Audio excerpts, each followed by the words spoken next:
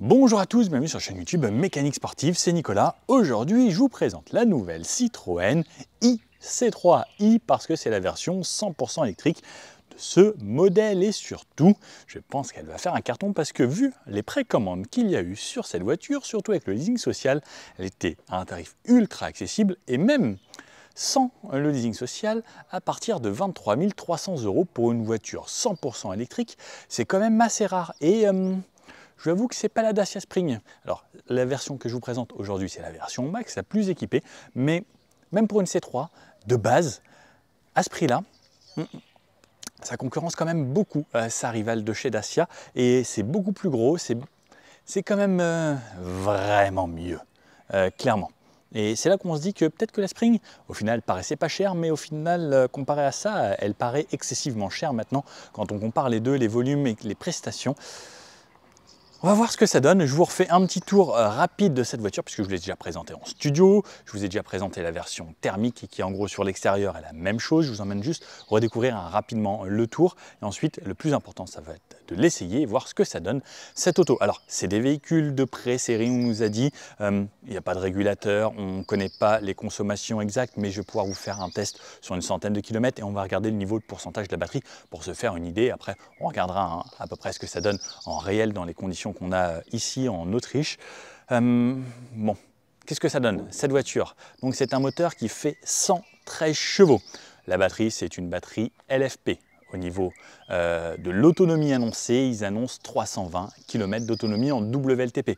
Donc on sait que quand c'est annoncé 320, on va tabler plutôt sur un 250 réel. On verra ce que ça donne.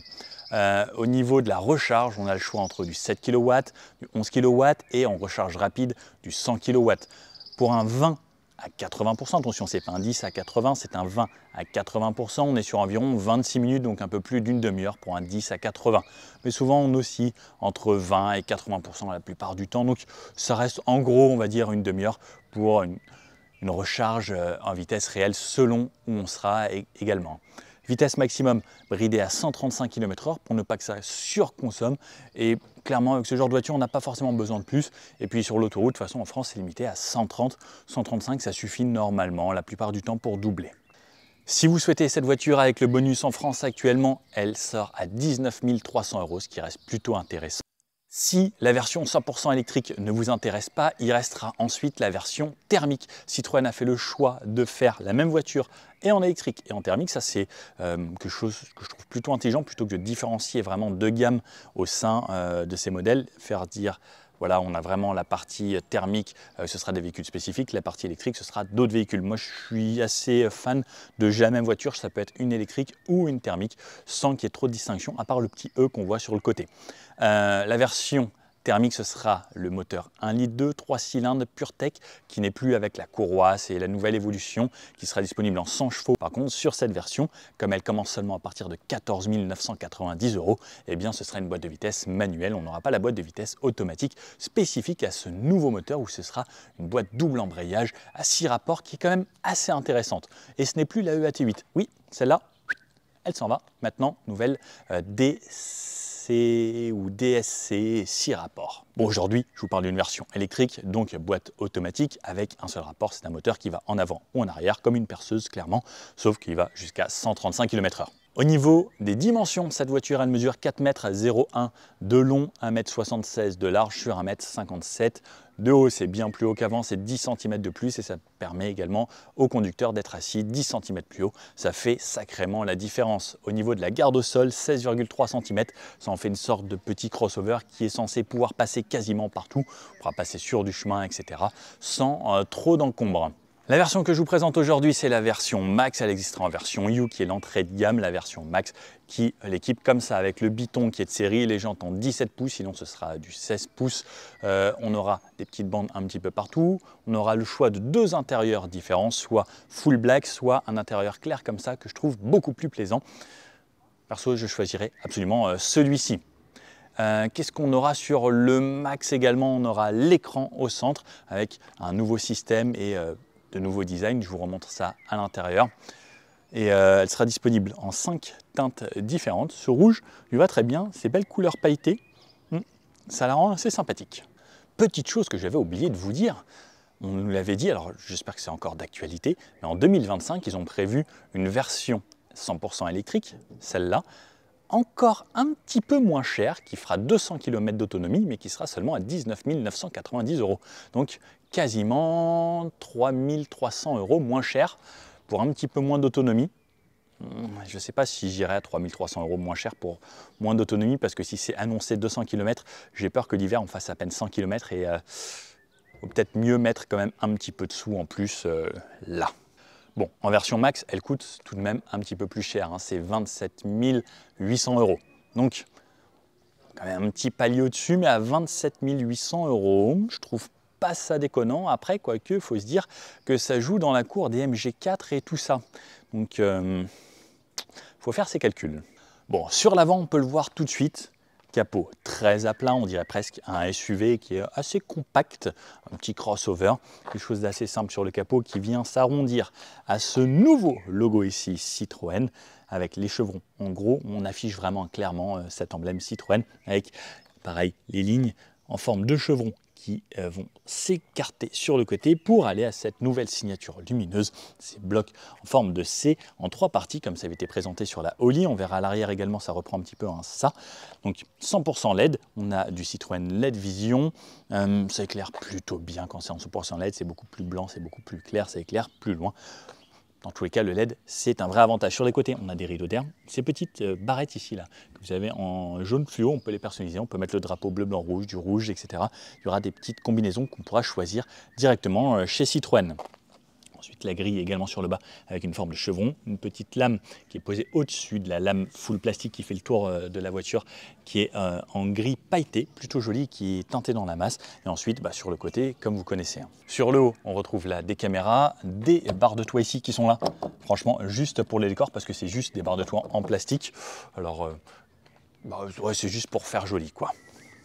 Sous le capot, ici, on peut voir cette motorisation électrique, ce gros bloc électrique avec le moteur intégré, et les batteries sont sous le plancher. La batterie, je viens de me rendre compte que je ne vous ai pas donné la capacité c'est 44 kWh, ce qui nous permet donc 320 km annoncés par Citroën. J'ai hâte de voir demain quand même, parce que là, je vous fais en fin de journée ce débrief. Je ne vous ai pas encore roulé cette voiture, donc demain, dans la vidéo, que vous allez voir juste un petit peu après, là, ça va continuer, j'essaye cette auto. Alors, sur le côté de cette voiture, de ce côté-là, on va retrouver tout de suite ici la trappe de recharge. Donc, comme on peut le voir, la prise combo si l'on souhaite, ou de quoi recharger normalement. Donc, comme je vous dis, 7, 11 ou jusqu'à 100 kW de recharge pour les recharges rapides. Ensuite, on peut voir sur le côté de cette voiture beaucoup de simplicité. Ce petit bandeau ici, pareil, comme je vous disais, qu'on peut retrouver de chaque côté et qu'on peut clipser, déclipser, normalement, il me semble, pour pouvoir les modifier au niveau des couleurs. Des poignées en rappel noir, comme le biton ou les rétroviseurs, ou avec les arches de roue ici, alors qu'ils ne sont pas peintes. Ensuite, le reste, tout est peint couleur noir métallisé. C'est plutôt joli. Le E en rappel ici sur les versions électriques seulement, sinon, il n'est pas là. Le biton, il va bien avec ce rouge, je trouve que ça la rend sympathique. Les arches de roue avec pareil des petits chevrons ici inversés comparé à d'habitude, avec les barres qui viennent dans ce sens-là, des jantes en 17 pouces. On a des freins à disque ici sur l'arrière, sur la version électrique, alors que sur la version thermique à l'arrière, c'est des freins tambour. Là, on a des disques aux 4 coins, bien sûr, quand même avec une récupération. À mon avis, ils ont mis des disques parce que la voiture est plus lourde, parce que c'est une version électrique. Par contre, je n'ai pas eu le poids, on ne nous les a pas donné ces informations. Mais sur le côté, on peut voir que c'est très lisse. Il y a juste une petite ligne ici et un pli là qui vient se fondre dans le bloc optique arrière. Sur la partie arrière, voilà à quoi ça ressemble. Je vais tout de suite vous mettre le clignotant. Hop. Est-ce que ça marche? Non, ça marche pas. Parce que si je fais ça, là ça marche. Le clignotant est là. Ok, d'accord. Je ne sais pas si c'est une ampoule ou pas parce qu'elle est bien cachée, mais ça a l'air de clignoter un petit peu comme une ampoule. Je pense que c'est une ampoule parce que sur l'avant, quand on voit comment ça clignote, c'est une ampoule et enfin de toute façon c'est une ampoule, elle est visible à l'avant. Je pense qu'ils ont fait la même chose à l'arrière. Pour les parties optiques, pareil, on reprend cette forme de C avec 3 parties. Donc là-bas ça fait le vrai C. Donc un bloc vertical assez large plus 2 barrettes fines. C'est pour ça qu'on retrouve sûrement des petites barrettes un petit peu partout. Un petit béquet qui intègre le 3e feu stop caché derrière la vitre. L'essuie-glace qui sera toujours un vrai avantage sur une voiture, vitre arrière surteintée sur les versions max. Le bandeau ici qui sert toujours à élargir un petit peu les voitures. Maintenant, c'est le cas sur beaucoup de modèles. tout est peint jusqu'à cette partie plastique. Ensuite, la plastique brute. Alors, l'avantage, c'est que ça coûte pas très cher. Et surtout, c'est un gros bumper qui dépasse énormément. Donc, même si quelqu'un vient vous taper là, il reste encore ça de distance avant que ça vienne toucher là. Donc ça permet également de vous coûter un peu moins cher au cas où les gens vous rentrent dedans à cet endroit-là. Le gros logo Citroën en plein centre, le IC3 de ce côté-là pour la version 100% électrique. Et ce que j'ouvre, donc on retrouve un coffre de 310 litres. Est-ce que là, je peux avoir une roue de secours ou pas? Parce que dans la version thermique, oui, là, non, malheureusement, il y aura juste un kit anti-crevaison. Et 310 litres, ne bougez pas. Pour ceux qui m'ont vu dans l'autre, merci de me refaire faire du sport. Hop, hop là.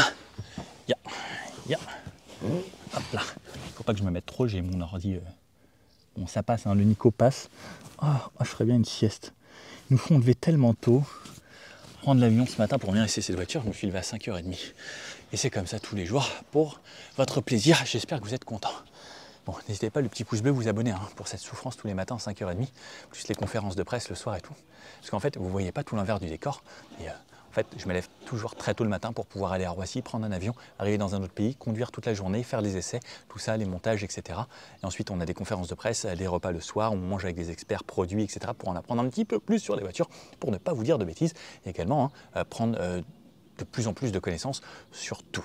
Voilà. Bon, j'aime bien vous dire un petit peu les choses. Allez, cette fois-ci, je vous emmène directement à la main, vous faire découvrir l'arrière, l'avant. Et ensuite, hop, pour vous par magie, ce sera demain matin où on prendra le volant de cette voiture. Allez, le petit tour de l'auto comme ça. En rouge, elle rend vraiment bien. Au soleil également, ça pète bien. Regardez, avec ce petit rayon de soleil là, oh, comme c'est beau. C'est fou à quel point n'importe quel type de voiture peut être joli des fois. Là, le bloc optique sur l'avant. Donc normalement ça scintille pas, hein. Ça c'est comme vous savez souvent avec le taux de rafraîchissement des écrans. C'est plutôt sympa, j'aime bien. Elle paraît plus grosse, plus agressive vraiment que l'ancienne.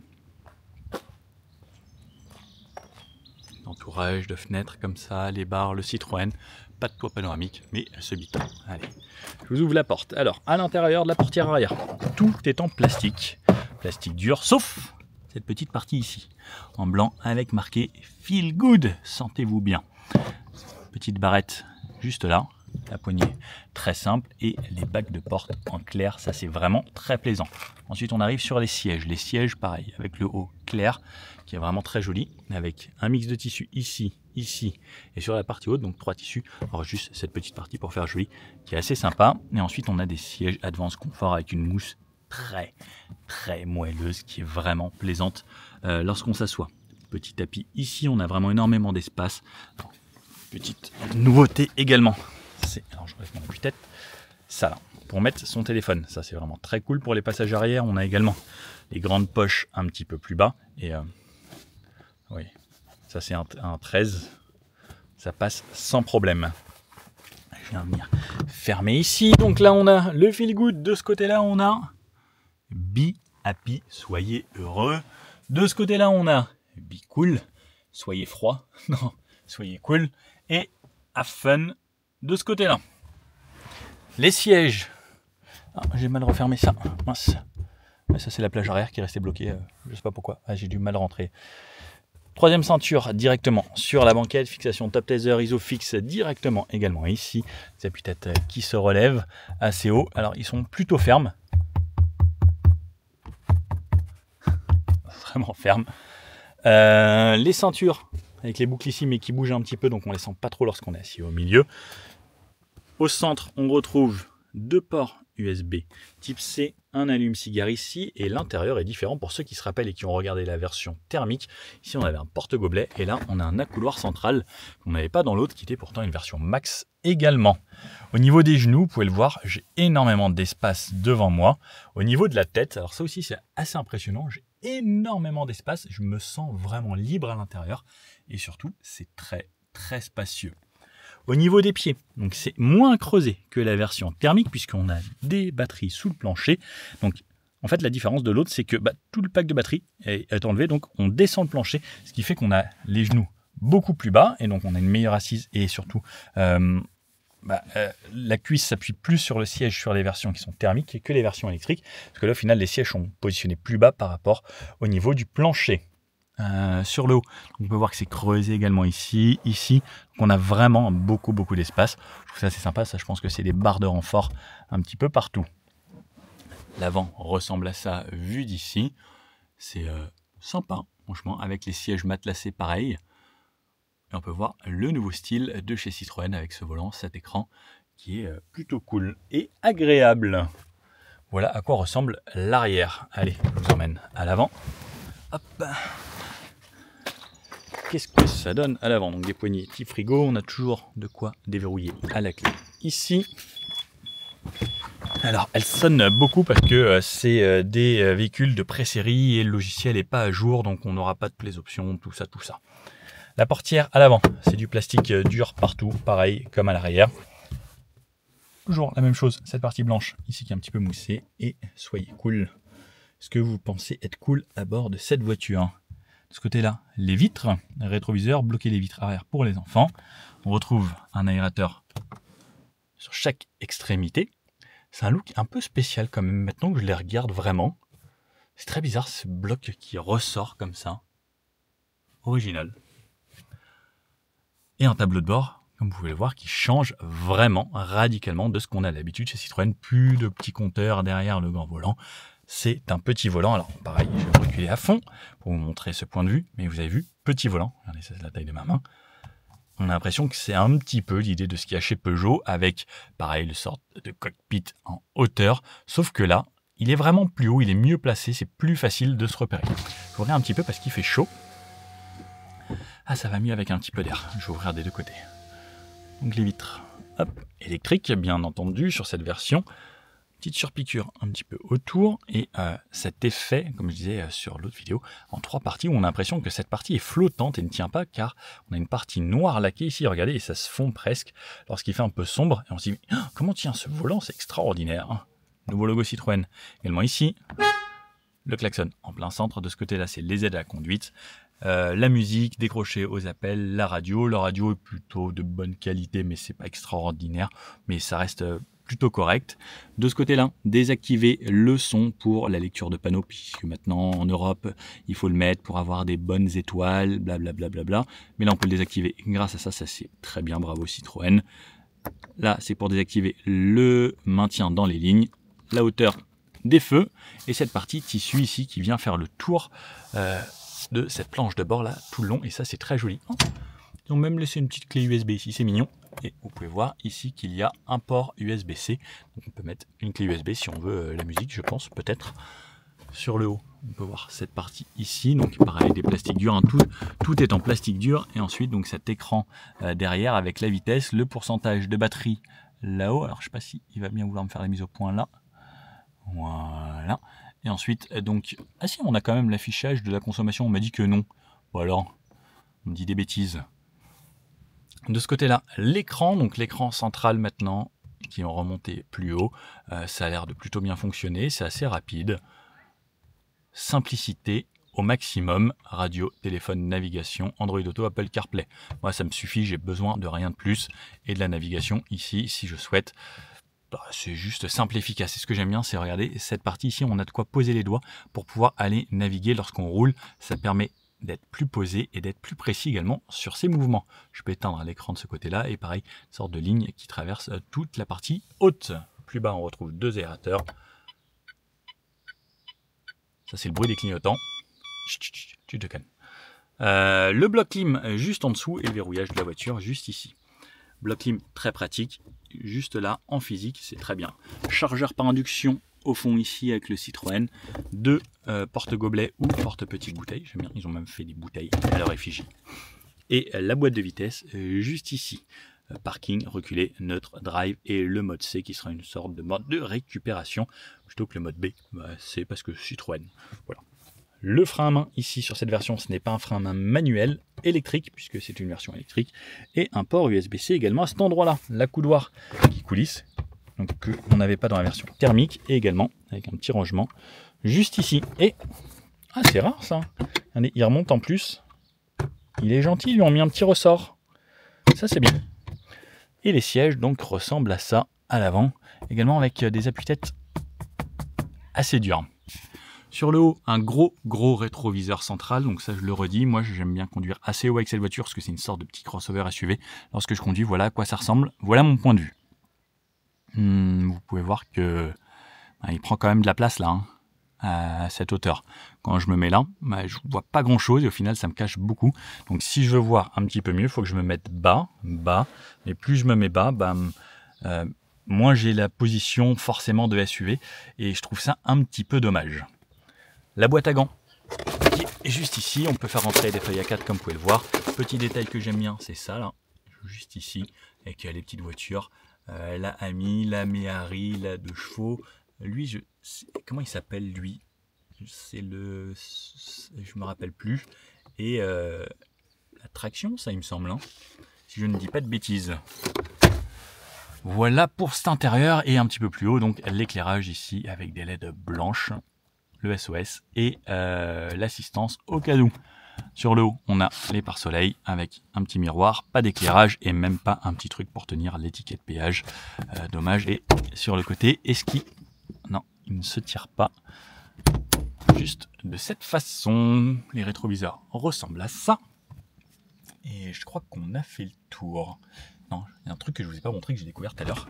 Lorsque le chef du design était là, enfin le designer principal de cette voiture, il a montré un truc qu'on ne voit pas quasiment. Il est là. Regardez. Vous êtes prêts? En fait, c'est juste qu'on le voit lorsqu'on est dans le rétroviseur central. Et regardez, comme c'est mignon. Il y a Paris, la Tour Eiffel, Notre-Dame, le Sacré-Cœur et tout. C'est mignon, ce petit détail. Oh, et de l'autre côté, on a même un poulet. Ah bravo. Vive la France. Bref, c'est parti.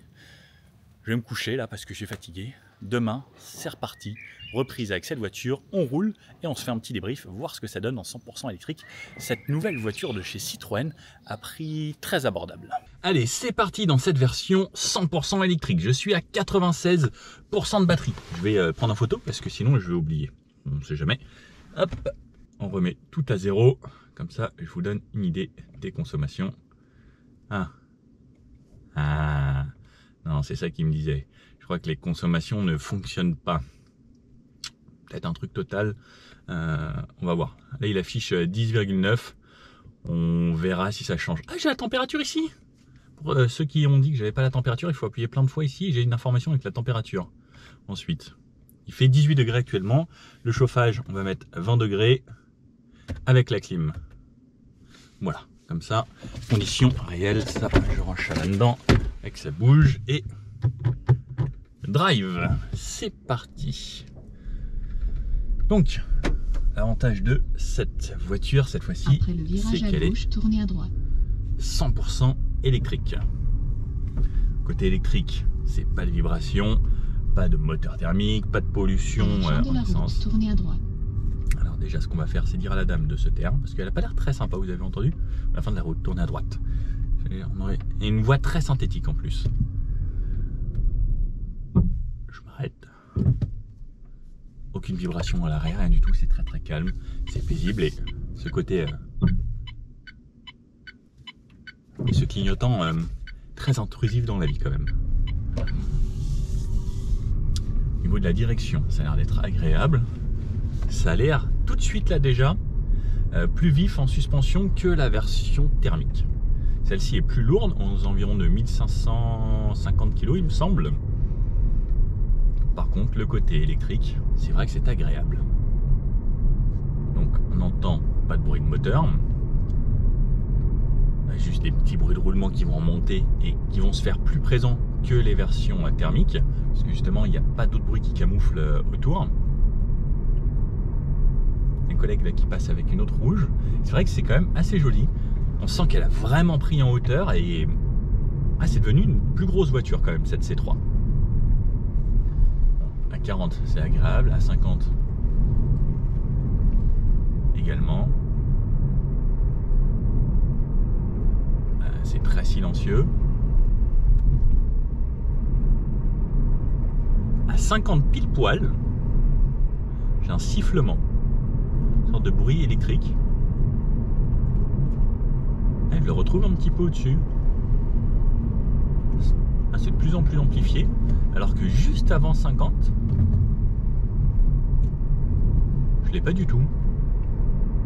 Il arrive vraiment à 50 km/h. C'est assez marrant. C'est assez bizarre en même temps.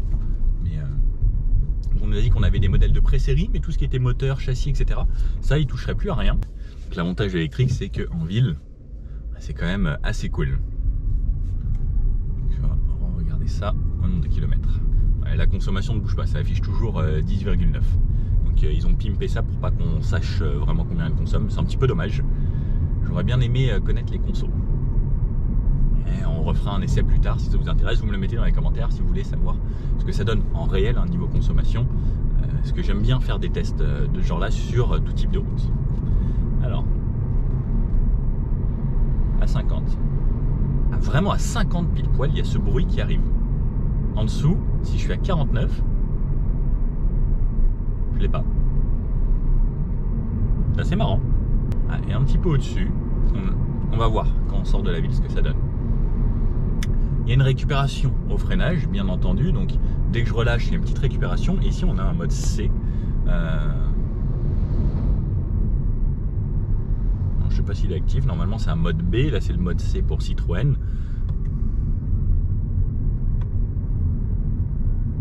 Ça n'a pas l'air de fonctionner plus que ça. Je pense que ça ne fonctionne pas. Allez, on sort de ville bientôt. Ça va être 70, mais on va ressortir vraiment juste après. En tout cas, pour la ville, c'est quand même assez agréable. Non, bah là, je suis à 65. 70, non j'ai plus, c'est juste aux alentours des 50 pile poil, entre 50 et 55 surtout. Au niveau de la direction, elle me semble vraiment différente. Alors il y a toujours ce point milieu qui est assez neutre ici, ça va être gentil sur le début. Mais par contre au niveau de la suspension, on sent que celle-ci est plus ferme. Alors forcément c'est des ressorts un peu plus durs puisqu'il y a plus de poids, mais je pense que même au niveau du comportement dynamique, il va se passer quelque chose de différent. Et si je réaccélère un peu plus fort, ouais, ça envoie bien. Franchement, pour la ville, c'est plutôt réactif. Alors, on n'a pas de mode dessus. Ils ont choisi de ne pas mettre de mode pour ne pas créer justement quelque chose de supplémentaire encore et amener de la complexité. Ouais, ça relance correctement. Alors, c'est pas instantané comme beaucoup des voitures électriques. C'est quelque chose avec une courbe très lissée. Même si j'appuie à fond, là je peux faire ça. Avant qu'il se passe quelque chose, il va y avoir un petit délai d'une petite seconde. Voilà. Avant qu'il se passe quelque chose, vraiment que la voiture se dise ok Nico, c'est bon, j'y vais. Elle n'est pas pressée quoi. Mais d'un autre côté, c'est pas une voiture de sport. On va régler ça. Donc c'est pas trop gênant pour moi sur cette C3. Puisqu'elle se veut plutôt typée confort, et d'un autre côté justement le fait qu'ils aient mis une courbe très très douce, ça va permettre d'avoir une voiture encore plus agréable et justement à rouler de façon calme. Et le fait que cette voiture justement ne soit pas très très nerveuse, ça va faire en sorte que vous allez rouler aussi de façon plus calme, donc rouler encore plus longtemps puisque vous allez économiser de l'énergie. Quand je relâche, il y a toujours ce freinage régénératif, et pareil si je réaccélère un peu plus fort et que je freine, dans tous les cas on commence toujours par un freinage électrique qui va régénérer les batteries, et ensuite freinage sur les plaquettes. Cette version elle a 4 disques puisque un petit peu plus lourde, donc on a besoin d'un freinage meilleur, et la version thermique on a encore des tambours à l'arrière. C'est une question de coût également parce que ça coûtait moins cher. Alors est-ce qu'elle va être facile à garer? Allez, une place ici. Non, ça c'est pas une place. Ça ici c'est une place. Je vais me le faire en marche arrière parce que j'aime bien. Voilà, je vais me le faire là. Hop. Marche arrière, caméra de recul qui est plutôt sympathique. Ouh, la direction est très légère. Oh, la direction a changé en fait pour la manœuvre. Ça c'est cool. Elle braque bien. Hop. Nickel. Et voilà, je suis parqué. Parking. Top. Marche arrière. Hop. Marche avant. J'ai l'impression que la direction avait changé. À retester. Elle est facile quand même.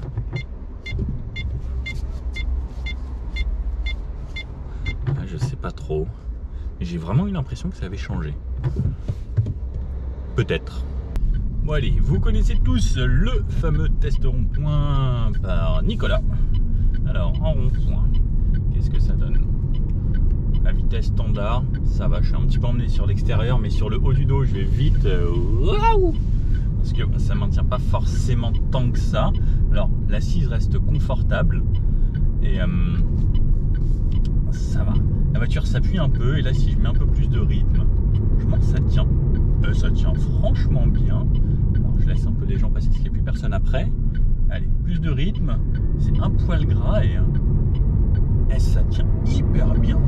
Assez bluffant sur le changement d'angle. Rien à voir avec la version thermique. Celle-ci reste beaucoup plus à plat. Et au final, ça en fait que c'est un meilleur châssis. Hâte de voir tout à l'heure sur la petite route dynamique parce que je reprends exactement le même chemin que j'ai pris hier lorsque j'avais essayé la version thermique. Et même lorsque je fais ça, alors ouais, c'est un petit peu mou. Enfin, c'est quand même très mou comparé à beaucoup de voitures. Mais comparé à la version thermique, ça a l'air quand même beaucoup plus sympa. Alors c'est toujours très lent dans le changement d'angle, etc. C'est pas quelque chose de vif. C'est pas fait pour, hein.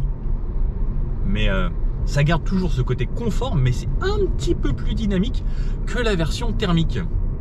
Ça, j'avoue que je m'y attendais pas. Et c'est plutôt bien. Et ce côté confortable, on n'entend pas du tout le bruit de moteur. Ça relance s'il faut. Pas besoin de passer de rapport, etc. Ouais, hein. Ouais. C'est vraiment pas mal, hein. Bon, depuis tout à l'heure. J'en suis assez content. D'ailleurs, je vous ai pas dit, à 96%, il y avait un peu plus de 300 km d'autonomie qui était affiché. Là, il me reste 296 encore. J'ai fait 15 km pour le moment. Mais sur ces 15 premiers kilomètres, j'en suis vraiment content. J'ai un peu de 90 et tout. Je vais vous refilmer après du 70, 90, 100, 120, 130. Et, elle est vraiment agréable. Et même pour les réaccélérations, allez, là je ralentis. Allez, je vais aller me remettre vite à 50. Allez, alors ça met du temps avant d'y aller. Et 30, 35, 40, 47, 50, 55 même. Et au final, ça relance bien. J'ai hâte de vous faire le petit 0 à 100 et le 100 à 0, voir ce que ça donne également. C'est une voiture top pour le quotidien. Franchement, je suis désolé pour la Dacia Spring, hein, mais la Dacia Spring là, elle prend une claque, mais violent. C'est tellement plus gros, c'est tellement plus confort, c'est tellement moins bruyant. C'est tellement tout plus mieux en fait, clairement, pour le même prix que la Spring Extreme. Alors, même si la Spring, là, il y a son renouvellement qu'on va tester, la teste bientôt, je crois, dans un mois ou deux. Et je pense pas qu'ils ont retravaillé tant que ça, hein, parce que l'autre, ils ont retravaillé juste la carrosserie, etc. Là, pour ce tarif-là, franchement, c'est pas mal. Après, il y a les vraies voitures chinoises, les MG, tout ça, là. Au final, à peine au-dessus de ça, hein, sur les versions entrée de gamme d'une MG4, par exemple, qui est beaucoup plus spacieuse encore, avec un châssis qui est vraiment pas déconnant, qui est en plus en propulsion, avec une batterie encore plus grosse. J'ai hâte que les prix continuent de tomber un petit peu parce que c'était vraiment trop cher. Et là, les marques se disent, attends, on s'est peut-être un petit peu gavé pendant longtemps, on va faire en sorte de mettre des voitures raisonnables, des voitures du peuple. Et c'est ça qui manque pour moi énormément. N'hésitez pas à me dire si vous êtes d'accord, mais on trouve plus de petites Citroën C1, de petites 108, toutes ces petites voitures, moi qui me manquent. Même la C3, elle est quand même devenue beaucoup plus grosse. Mais la C2, c'était top. Enfin, même si les looks étaient quand même assez spéciales, mais même une C1, je trouvais ça top. Les petites AX, les petites Saxo, toutes ces petites voitures qui manquent vraiment. Bon, d'ailleurs, regardez ici, 90. Ça, franchement, le 75-90, il s'est fait nickel. À 90. On a un goudron relativement propre ici. Les bruits du vent sont très légers. J'ai surtout les bruits de roulement, mais c'est pas déconnant. J'entends par contre les voitures passer sur le côté parce qu'on a du vitrage assez fin, pas de double vitrage bien sûr, hein. Ça filtre bien les défauts, elle reste confort, les sièges c'est les mêmes, donc je ressens au niveau de l'assise toujours assez de confort, de l'espace au niveau de l'assise, Au niveau du bas du dos, c'est pareil, assez spacieux. Ça remonte un peu, ça referme un peu à cet endroit-là, donc ça maintient un minimum. Et j'ai toujours cette partie un petit peu dure. Juste ici, je parlais avec les ingénieurs hier soir lorsqu'on a fait la conférence de presse et le repas. Ça, en fait, c'est quelque chose qu'ils ont essayé de régler, qu'ils ont ramolli par rapport à ce qu'il y avait de base. Et j'avoue que moi, pour ma taille, je le sens un petit peu entre les deux omoplates. C'est pas gênant, je pense qu'on peut s'y faire. Et après, il y a l'appui-tête qui est quand même vraiment très très ferme. Moi, je sais que des fois, j'aime me reposer et me mettre un... Et en vrai, c'est ferme. Comme on a des sièges confort, un appui-tête confort, ça aurait pu être sympa en plus. Je sais pas si ça coûte vraiment plus cher de mettre une mouche confort. Au cas où Citroën, voilà, c'est des petits détails. Après, on va dire qu'ils ont quand même fait un énorme effort sur le tarif de cette voiture, ce qui est quand même vraiment bien. Et puis le retour en ville, où là ça devient très calme. Pour tous les jours, en voiture du quotidien, pour aller travailler, etc. Franchement, c'est une très très bonne auto. Après, partir en vacances avec cette batterie qui reste pas de grosse capacité, c'est faisable, hein, mais vous allez mettre quand même beaucoup de temps. Sauf si vous passez que par des petites routes comme ça où vous vous arrêtez en gros tous les 250-270 km. Parce que je pense que au vu de la consommation, donc là j'ai perdu 6% sur 19 km. J'attends d'arriver vraiment à 10%, ce sera plus facile pour faire le calcul. Je suis bon en maths, mais c'est plus complexe comme ça. Allez, je viens de trouver une route idéale et propice au 0 à 100. Personne derrière moi. 0. C'est un peu de temps à démarrer ensuite. Ça y va. 33, 45, 57, 65, 70, 80, 90 et 100. J'étais à 97 comme hier. Ça va, c'est raisonnable. Surtout, c'est très très fluide, c'est lisse dès le départ. Si on a le pied déjà un peu sur la pédale qu'on appuie, ça va y aller assez bien. On entend quand même pas mal les voitures sur le côté, mais c'est pas ce qui me gêne. On va se faire le 100 à 0, vous me connaissez. Alors, attendez, je vais essayer de trouver un truc un petit peu plus droit pour pas fausser la trajectoire. 100 à 0. Ouais, ça freine plutôt bien. Elle plonge beaucoup moins que la version thermique. Donc là, je relance à fond. Et ouais, ici, on sent quand même que il y a cette partie qui saute un petit peu vers l'avant. Mais je préfère le freinage de celle-là. Je trouve que... allez, je m'en refais un 100 à 0. Ouais, je trouve qu'elle reste plus équilibrée que la version thermique. On a un centre de gravité plus bas grâce aux batteries qui sont sous le plancher.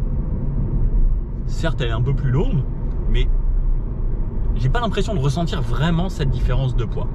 Alors tiens, on va tester le rayon de braquage juste ici. Ça c'est aussi assez important en ville. J'ai pas eu la valeur. Hop. Ça va, c'est pas trop mal parce que j'avais raté ma sortie. Je vais sortir là-bas à droite. J'ai pas fait attention. 87%, donc j'arrive bientôt au 96. Je suis à 25,4 km. Alors c'était où? C'était encore un petit peu. J'ai loupé quand même pas mal. Ça y est, le 86% vient de s'afficher pile poil à 27,0. Donc 10%. Et tout à l'heure, je l'ai pris quand je suis monté dans la voiture, j'ai mis la clim. Je suis passé de 97 à 96. Donc ça me fait vraiment un vrai 10%, 27 km. Donc dans ces conditions, avec de la ville, 2, 3, 0 à 100, quelques petites accélérations, ça ferait que 100% représente 270 km réels. Ce qui pour moi n'est pas déconnant. 320 km WLTP, ça c'est vraiment les conditions optimales. Pas de climatisation, on roule sur des routes assez lisses, on fait le top de l'éco-conduite. Ça c'est vraiment le max du max que vous allez faire. Donc 270 à réel, ça me paraît bien. Donc pour moi, en vrai de vrai, on sera aux alentours de 250 km réels si on fait du mix de la campagne, de la ville ou ce genre de choses. Pour moi, les 250 sont atteignables assez facilement sans être à 0 à la fin. Pour charger à 100%, vous arriverez aux alentours de 10% assez facilement, je pense. Sauf si vous avez une conduite brutale tout le temps. Mais pour une voiture du quotidien, À part un chauffeur de taxi qui fait en moyenne 250 km par jour, la plupart des gens, il me semble que la moyenne française, alors je crois que c'est, alors je sais plus si c'est 38 ou 18, mais clairement vous tenez les 5 jours de la semaine avec une charge, donc c'est plutôt pas mal. La plupart des gens qui s'achètent ce genre de voiture, il y en a quand même beaucoup à la campagne qui ont une maison. Vous avez une maison, vous posez devant la maison ou dans le garage à recharger tranquillement avec une borne. Le matin vous prenez la voiture, elle est chargée, vous êtes toujours au top. Alors je viens de détecter un truc, c'est pour le son, comme ça. Donc le son est correct, franchement ça va. Juste un petit truc qui m'embête un poil, c'est que si je reste appuyé vers le haut, le son va pas continuer de monter graduellement, ou vers le bas, il va pas se baisser. Il faut juste à chaque fois tac tac tac tac tac tac. C'est un petit peu dommage, parce que des fois je voudrais juste monter, mais en fait il faut tac tac tac tac tac tac tac. Le petit truc, voilà. C'est parti, on va voir ce que ça donne à plus haute vitesse. On va surtout avoir un bel enchaînement ici. Alors sur les longues courbes, c'est franchement sympathique. La voiture reste confort, et là on va voir un bel enchaînement ici. Donc allez, sur les freins, on rentre, ça appuie un peu la voiture, je réaccélère, et bien sur les freins pour regarder et plaquer l'avant, et on peut même réaccélérer assez tôt, ça tient vraiment bien, je suis assez bluffé, et elle se ouvre quasiment pas, pourtant on y va fort, elle tient super bien la route celle-ci aussi, c'est assez bluffant, alors attention parce qu'il y a quand même un gros virage, et ça se débrouille franchement bien. Sur les gros freinages, c'est sympa. Et tout en confort. Léger sous-virage. Il faut quand même y aller fort parce que là j'y vais vraiment comme un sourd. Et c'est vraiment pas mal. Ça m'a donné envie de me refaire la même chose mais en montée cette fois-ci. Voir ce que ça donne à l'accélération et autres. Parce qu'en descente c'est différent. Donc comme je disais sur les grandes courbes, la voiture reste très confort, ça nous emmène et des fois on voit même pas la vitesse. Elle est très plaisante. J'ai envie de m'amuser, j'aime beaucoup cette route, je pense qu'en moto elle doit être très sympa aussi. Alors le montant est assez gros par contre, il cache une grosse partie de la visibilité ici. Et pour certaines parties, selon comment je vais être assis ici, bah, je vois pas du tout le virage, je suis obligé de baisser la tête comme ça, parce que le rétroviseur me prend énormément de place là. Alors ça tient aussi très bien. Alors juste sur les réaccélérations montées, c'est pas fulgurant, mais c'est largement suffisant. La voiture équilibre bien. Et franchement, il n'y a même pas besoin que le SP fasse son travail ou autre, ou sinon il le fait, mais il le fait très très bien. Il y a un très très léger sous-virage, mais c'est hyper sain. J'aime beaucoup. Et les réaccélérations sont correctes, donc même sur des petites routes de montagne et autres, ce sera largement suffisant au final. Et c'est la chaîne, ici on teste absolument tout, je trouve des chemins des fois improbables, et là du gravier etc. C'est une Citroën, c'est une voiture de la campagne, donc on teste sur du chemin de campagne, du gravier. Alors, c'est très confort. Alors je ne sais absolument pas où ce chemin mène jusqu'à une éolienne. Ça filtre très très bien. Là je suis vraiment dans les graviers, je suis à 50, non pas sur du chemin de la terre. Alors c'est pas extrêmement dégradé, mais là c'est pareil, je roule dans l'herbe. Je vais faire exprès dans l'herbe avec les petites mottes et tout. Ça filtre super super bien. Bon, je suis assez bluffé. C'est d'ailleurs très joli de rouler dans un champ comme ça jusqu'à une éolienne. Très agréable. Une Citroën quoi. Avec cette suspension hyper soft. Voilà. On va faire demi-tour. Hein. Hop. Marche arrière. Il faut que je retourne sur la route quand même. Ne pas tomber dans le ravin. Hop. 2 fois. Drive, c'est bon. Et c'est reparti. Allez, on se fait une spéciale de rallye comme à l'époque. On se prend pour Sébastien Loeb. Let's go! Yeah! Mais là je suis à 80 sur une route de campagne. 90. Je suis à 100 km/h sur des graviers. Où es-tu Sébastien Loeb? Je sais pas, j'arrive. Et si on testait l'ABS sur du gravier? Ça s'arrête absolument pas pareil. Heureusement que j'ai anticipé parce que sinon j'aurais traversé la route, j'aurais fini sur le champ d'après. Attention les amis, quand on fait des bêtises, toujours bien anticiper. Il ne faut pas oublier qu'une voiture, c'est une certaine masse et il ne faut pas faire n'importe quoi en voiture. Donc là, c'était une route privée, vous pouvez faire ce qu'on voulait. Bon, je vous reprends sur l'autoroute. Bon alors, je viens de me faire environ 90 km jusqu'à présent. Il me reste 64% de batterie.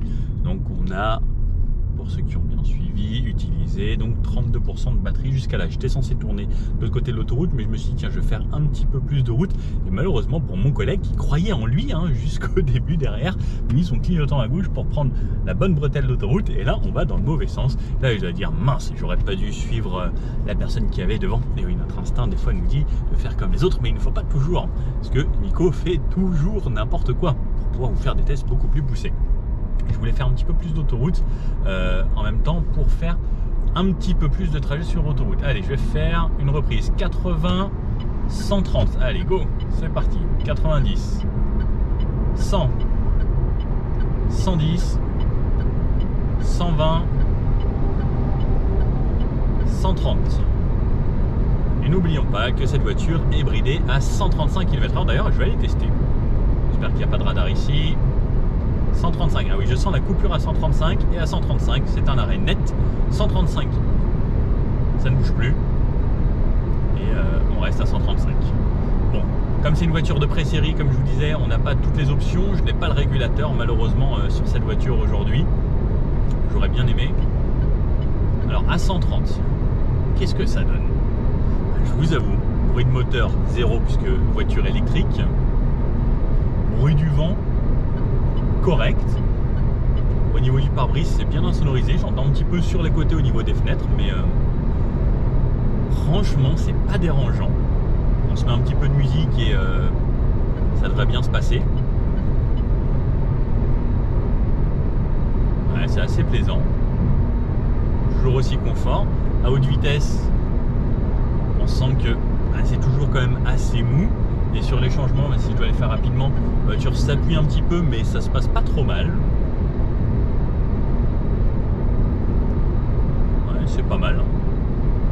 Alors ce qu'il faut savoir par contre, c'est que comme c'est une voiture électrique, petite batterie assez haute, c'est pas forcément peut-être le CX le meilleur qui existe au monde. Donc à 130 km/h, vous allez consommer beaucoup plus. Donc là, je vais essayer de me faire un petit bout. La prochaine sortie, c'est dans 8 km. Je vais me faire ça, plus après il y a de l'autre côté, il y a encore une vingtaine de kilomètres pour rentrer. Ah non, j'ai encore 42 km avant de rentrer. Donc il me reste encore un petit bout de chemin. Donc là je suis à 61% de batterie. J'aimerais bien arriver à 46% pour faire vraiment un 50% de consommation, voir ce que ça donne sur un mix. Et là je vais faire exprès justement de rester à 130. Et sur l'autre je ferai peut-être du 110. Comme ça fera un vrai mixte au final. Bon, là je viens de passer les 102 km réalisés, je suis à 56%, donc 40% pour 100 km. Le collègue me double, il dit ah, je vais peut-être rentrer moi. Cette fois-ci, je me fais 24 km à 110 km/h. Je vais rester à 110 et comme ça nous fait une bonne idée du mix. J'ai fait donc la 24, j'ai fait une dizaine de kilomètres à 130, 135. L'avantage c'est qu'en France, si c'est 130 et qu'on est à 135, les radars flashent à 136 il me semble. Donc on peut rester pied plancher tout le temps, ça sert également de limiteur. Mais sinon il y a le régulateur normalement qui fonctionne. Bon, à 110, c'est pareil qu'à 130 sauf qu'il y a un petit peu moins de bruit. On entend légèrement les voitures passer. Mais c'est vraiment pas dérangeant. Allez, je sors de l'autoroute. Donc là j'ai fait le kilométrage que je vous ai dit tout à l'heure en 100% élect, je suis à 47%, donc ça veut dire qu'on va passer là bientôt à 46 et ça nous fera vraiment le 50% de roulage en 100% électrique. La voiture a voulu me faire mentir, 129,7 km lorsque ça repasse à 46. Donc, allez, on va dire 130, ça fait 260. Ça lui rajoute un petit peu. Effectivement, en ville, ça consomme beaucoup moins, il y a une légère descente, puisque forcément on est monté au début, ça redescend un petit peu à la fin. Donc, 260 km pour 100% de batterie sur du mix avec de l'autoroute, de la nationale, de la départementale, de la ville, beaucoup de petites routes départementales, surtout à 80, 90, plus un petit peu de ville, etc. ça me paraît très correct. Si on fait que de la ville ou que les petites routes de campagne à 70-80, je pense qu'on s'approchera assez facilement des 300 km sans faire des 0 à 100, de la conduite un petit peu dynamique, etc. C'est très correct, on va dire. Franchement, pour ce tarif, c'est très correct.